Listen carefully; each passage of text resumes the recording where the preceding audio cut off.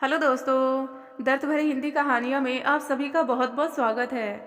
आगे बढ़ने से पहले यदि आपको यह कहानी पसंद आए तो प्लीज़ वीडियो को लाइक करें, शेयर करें और हमारे चैनल को सब्सक्राइब करना ना भूलें। तो चलिए बिना देर किए हुए कहानी की शुरुआत करते हैं। प्रिया नहीं जानती थी कि यूं जरा सी बात का बतंगड़ बन जाएगा। हालांकि अपने क्षणिक आवेश का उसे भी बहुत दुख है, लेकिन अब तो बात उसके हाथ से जा चुकी है। वैसे भी विवाहित नंदों के तेवर सास से कम नहीं होते। फिर जया तो इस घर की लाडली छोटी बेटी थी, सबके स्नेह की इकलौती अधिकारी। उसके लिए ही नहीं बल्कि पूरे परिवार के लिए जरा सी बात बहुत बड़ी बात थी। हाँ, जरा सी बात ही तो थी। क्या हुआ जो आवेश में जया को एक थप्पड़ लग गया? उसे इतना तुल देने की क्या जरूरत थी? वैसे भी मैंने किसी द्वेष से तो उसे थप्पड़ नहीं मारा था। मैं तो जया को अपनी छोटी बहन मानती हूँ। जया की जगह मेरी अपनी बहन होती तो क्या इसे पी नहीं जाती? लेकिन जया लाख बहन जैसी होगी, बहन तो नहीं है ना, इसलिए तांडव मचा रखा है। प्रिया जितना सोचती उतना ही उलझती जाती। मामले को सुलझाने का कोई सिरा उसके हाथ में नहीं आ रहा था। दूसरा कोई मसला होता तो प्रिया पति जितेंद्र को अपनी बगल में खड़ा पाती, लेकिन यहाँ तो मामला उसकी अपनी छोटी बहन का है, जिसे जया ने अपने स्वाभिमान से जोड़ लिया है। अब तो जितेंद्र भी उससे नाराज है। किस किस को मनाए, किस किस को सफाई दे, प्रिया समझ नहीं पा रही थी। हालांकि ननद पर हाथ उठाते प्रिया को अपनी गलती का एहसास हो गया था, लेकिन जली हुई साड़ी बार बार उसे अपनी गलती नहीं मानने के लिए उकसा रही थी। दरअसल प्रिया को अपनी सहेली की शादी की सालगिरह पार्टी में जाना था। जितेंद्र पहले तैयार होकर उसे देर करने का ताना मार रहा था। ऊपर से जिस साड़ी को वह पहनने की सोच रही थी वह आयरन नहीं की हुई थी। छुट्टियों में मायके आई हुई ननद ने लाड दिखाते हुए भाभी की साड़ी को आयरन करने की जिम्मेदारी ले ली। प्रिया ननद पर रिश्ती हुई बाथरूम में घुस गई। इधर नंदोई जी का फोन आ गया और उधर जया बातों में डूब गई। बातों में व्यस्त जया आयरन को साड़ी पर से उठाना भूल गई और जब प्रिया बाथरूम से निकली तो अपनी साड़ी को जलते देखकर अपना होश खो बैठी। उसने ननद को उसकी गलती का एहसास करवाने के लिए गुस्से में उससे मोबाइल छीनने की कोशिश की, लेकिन खतरे से अनजान जया के अचानक मुंह घुमा लेने से प्रिया का हाथ उसके गाल पर लग गया, जिसे उसने थप्पड़ कहकर पूरे घर को सिर पर उठा लिया। देखते ही देखते घर में भूचाल आ गया।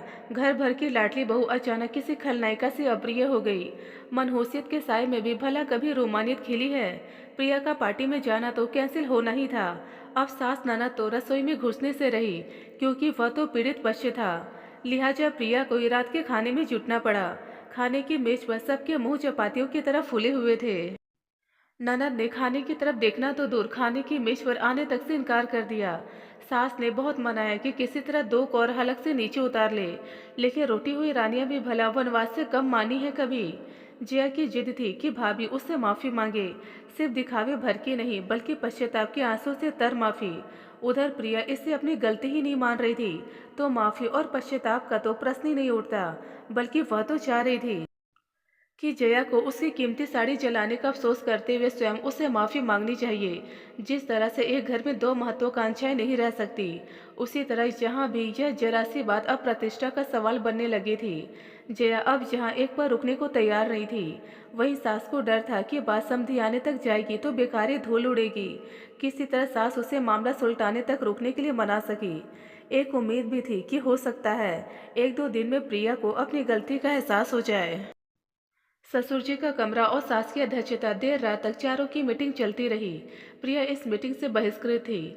अपने कमरे में विचारों में डूबी प्रिया के लिए पति को अपने पक्ष में करना कठिन नहीं था। पुरुष की नाराजगी भला होती ही कितनी देर तक है? कामनी स्त्री की पहल जितनी ही ना, एक रति शस्त्र में ही पुरुष घुटनों पर आ जाता है। लेकिन आज प्रिया इस अमोघ बाण को चलाने के मूड में भी तो नहीं थी। वह भी देखना चाहती थी कि इस ससुर जी के कमरे में होने वाले मंथन से उसके हिस्से में क्या आता है। जानती थी कि हलाहल ही होगा, लेकिन बस आधिकारिक घोषणा का इंतजार कर रही थी। ढलती रात जितेंद्र ने कमरे में प्रवेश किया। प्रिया जागते हुए भी सोने का नाटक कर रही थी। जितेंद्र ने उसकी कमर के गिर्द घेरा डाल दिया। प्रिया ने कसमसाकर अपना मुंह उसकी तरफ घुमाया। प्रिया, तुम सुबह जया से माफी मांग लेना। बड़ी मुश्किल से उसे इस बात के लिए राजी कर पाए हैं। कि वह इस बात को यहीं खत्म कर दे। जितेंद्र ने अपनी आवाज़ को यथासंभव धीरे रखा ताकि बात बेडरूम से बाहर न जाए। उसका प्रस्ताव सुनते प्रिया के सीने में जलन होने लगी। बोली, जितेंद्र तुम भी जिसने गलती की उसके पक्ष ले रहे हो। एक तो तुम्हारी उस नकचड़ी बहन ने मेरी इतनी कीमती साड़ी जला दी, ऊपर से तुम चाहते हो कि मैं नाराज़गी जाहिर करने का अपना अधिकार भी खो दूँ, गिर जाऊँ उसके पैरों में। नहीं, मुझसे यह नहीं होगा, किसी सूरत में नहीं। साड़ी ही तो थी ना, जाने दो, मैं वैसे 5 नहीं ला दूंगा। तुम प्लीज उससे माफ़ी मांग लो। जितेंद्र ने फिर खुशामद की, मगर प्रिया ने कोई जवाब नहीं दिया और पीठ फेर कर सो गई, जो उसके स्पष्ट इनकार का घोतक था। जितेंद्र ने उसे मजबूत बांह से पकड़कर जबरदस्ती अपनी तरफ फेरा। प्रिया को उसकी यह हरकत बहुत ही नागवार लगी। एक थप्पड़ ही तो मारा था ना, वह भी उसकी गलती पर। यदि वह तुम्हारी बहन ना होकर मेरी बहन होती तब भी क्या ऐसे बवाल मचता? नहीं ना, बात आई गई हो जाती। तुम भाई बहन कभी आपस में नहीं लड़े क्या? क्या तुमने या तुम्हारे माँ पापा ने आज तक कभी उस पर हाथ नहीं उठाया? फिर आज ये महाभारत क्यों छिड़ गई? प्रिया ने उसका हाथ झटकते हुए कहा। जितेंद्र ने बात आगे न बढ़ाना ही उचित समझा। उस रात शायद घर का कोई भी सदस्य नहीं सोया होगा। सब अपने अपने मन को मथ रहे थे। विचारों की झड़ी लगी थी। जया अपनी माँ के आंचल को भिगो रही थी तो प्रिया तकिए को। सुबह प्रिया ने अपने नैतिक जिम्मेदारी समझते हुए सबको चाय थमाई, लेकिन आज इस चाय में किसी को कोई मिठास महसूस नहीं हुई। जया और सास ने तो कब को छुआ तक नहीं, बस घूरती रही। हर कोई बातचीत शुरू होने की प्रतीक्षा कर रहा था।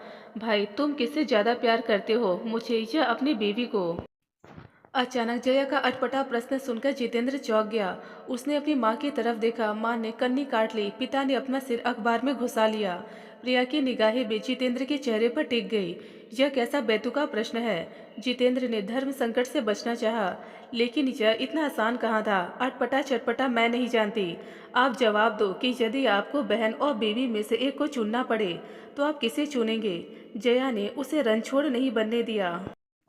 जितेंद्र ने देखा कि प्रिया बिना उसके जवाब की प्रतीक्षा किए बाथरूम में घुस गई। उसने राहत की सांस ली। वह जया के बगल वाली कुर्सी पर आकर बैठ गया। जितेंद्र ने स्नेह से बहन के गले में अपने हाथ डाल धीरे से गुनगुनाया। फूलों का तारों का सबका कहना है, एक हजारों में मेरी बहना है। दृश्य देखकर माँ मुस्कुराई। पिता का सीना गर्व से चौड़ा हो गया। जया को अपने प्रश्न का जवाब मिल गया था। भाई, यदि आप मुझे सचमुच प्यार करते हो तो भाभी को तलाक दे दो।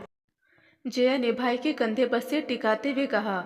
उसकी आंखें झर रही थी। बहन की बात सुनते जितेंद्र को सांप सूंघ गया। उसने जया का मुंह अपने हाथों में ले लिया। यह क्या कह रही हो तुम? जरा सी बात पर इतना बड़ा फैसला? तलाक का मतलब जानती हो ना? एक बार फिर से सोचकर देखो। मेरे ख्याल से प्रिया की गलती इतनी बड़ी तो नहीं है जितनी बड़ी तुम सजा तय कर रही हो। जितेंद्र ने जया को समझाने की कोशिश की। फिर अपनी बात के समर्थन में उसने माँ पापा की तरफ देखा, लेकिन माँ ने अनसुना कर दिया और पापा तो पहले से अखबार में घुसे हुए थे। जितेंद्र निराश हो गया। जरा सी बात, क्या बहन के स्वाभिमान पर चोट भाई के लिए जरा सी बात हो सकती है? हम बहनें इसी दिन के लिए राखियाँ बांधती थी क्या? जया ने गुस्से से कहा। जया ठीक ही कहती है, वो 2 साल की ब्याही लड़की तुम्हें अपनी सगी बहन से ज़्यादा प्यारी हो गई। आज उसने जया से माफ़ी मांगने से मना किया है, कल को सास ससुर की इज्जत को भी फूंक मार देगी। भाई बहन की बहस को नतीजे पर पहुंचाने की मंशा से मां बोली।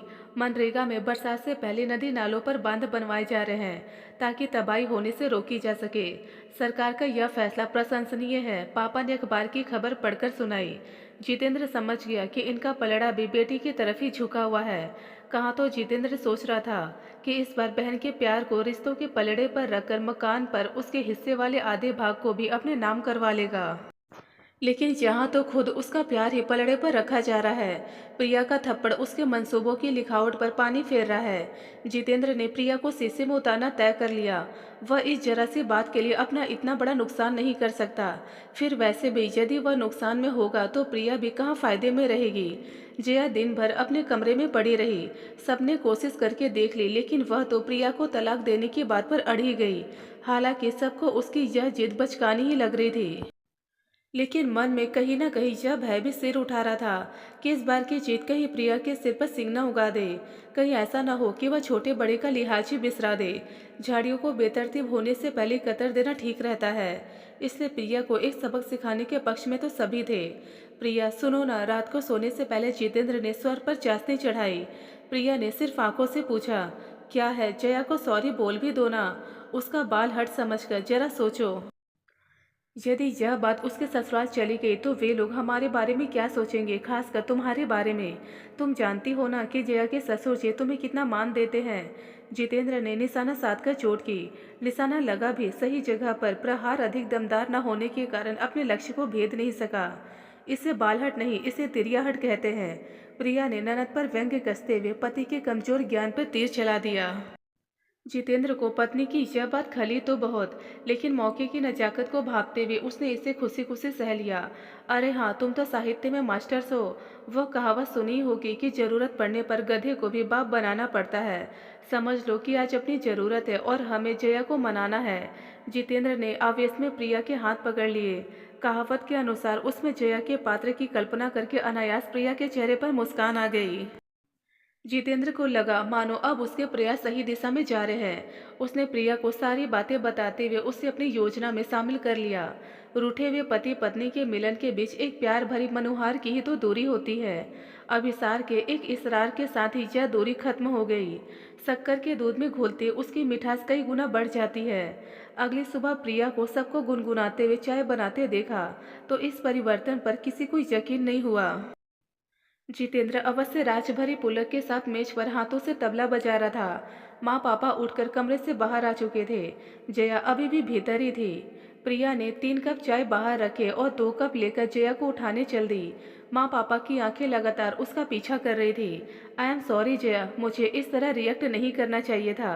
प्लीज मुझे माफ़ कर दो। प्रिया ने बिस्तर में गुमसुम बैठी ननद के पास बैठते हुए कहा। जया को सुबह सुबह इस माफ़ीनामे की उम्मीद नहीं थी। वह अचकचा गई। कल तक मैं इसे जरा सी बात ही समझ रही थी और तुम्हारी जिद को तुम्हारा बचपना।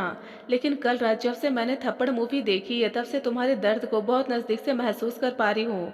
मैं इस बात से शर्मिंदा हूँ कि एक स्त्री होकर मैंने तुम्हारे स्वाभिमान की रक्षा नहीं कर पाई। मैं सचमुच तुमसे माफ़ी मांगती हूँ दिल से। जया ने देखा प्रिया की पलकें सचमुच नम थी। उसने एक पल सोचा और फिर भाभी के गले में बाहें डाल दी। जितेंद्र खुश था कि वह अपनी योजना में अमली जामा पहनाने में कामयाब हुआ।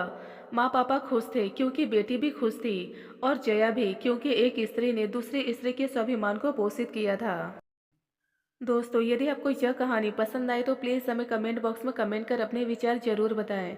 ढेरों पारिवारिक और शिक्षाप्रद कहानियाँ सुनने और पढ़ने के लिए हमारे चैनल दर्द भरे हिंदी कहानियाँ को जरूर सब्सक्राइब करें। धन्यवाद दोस्तों।